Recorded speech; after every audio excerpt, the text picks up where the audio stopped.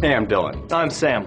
Welcome back to the Magic the Gathering Learn to Play video series. We're up to part 3. This is game zones and parts of the card. In the last video, we talked about tapping lands, producing mana, and casting spells. But we didn't really talk about how a game of Magic is laid out. If you've ever played a board game, you know that the board typically sits between all the players, and the positioning of the pieces or the cards on the board can mean different things. That's right, but in Magic there is no board. The cards can still mean different things depending on where they are. And the areas in which cards can be found throughout a game are called zones. There are 4 primary zones in Magic. There's the library, the hand, the battlefield, and the graveyard. When you begin a game of Magic, you shuffle your deck, set it down, becomes your library. Your library is a catalog of your adventures as a planeswalker. The lands you visited, the creatures you've encountered, all the spells you've learned, it's there. When you start a game, you draw 7 cards. To draw a card, you take the first card off your library and put it into your hand. Your hand are the cards you have access to right now. The battlefield takes up most of the area between the players, so that's why your library sits off to the side. Most Magic cards will end up on the battlefield, but cards you control generally stay on your side, while cards your opponent control stay on his or her side. The battlefield's where all the action takes place. It's also where creatures engage in combat. When creatures die, they go to the graveyard. Graveyard functions much like a discard pile. Most players keep their graveyard next to their library, like this. Cards can go to the graveyard for other reasons too, which we'll talk about more when we discuss card types in the next video. Now, let's look at the different parts of a Magic card. And to do that, we'll need a card to look at. Here's Child of Night. The card's name is in the upper left corner.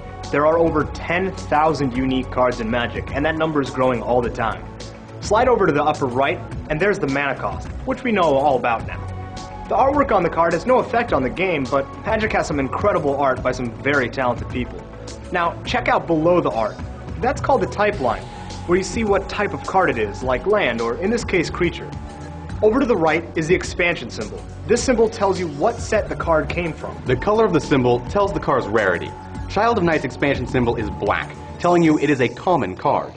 A silver expansion symbol, like you see here on Air Elemental, means an uncommon card. Rare cards like Shivan Dragon have gold expansion symbols. And here's the top of the ladder, the mythic rare card.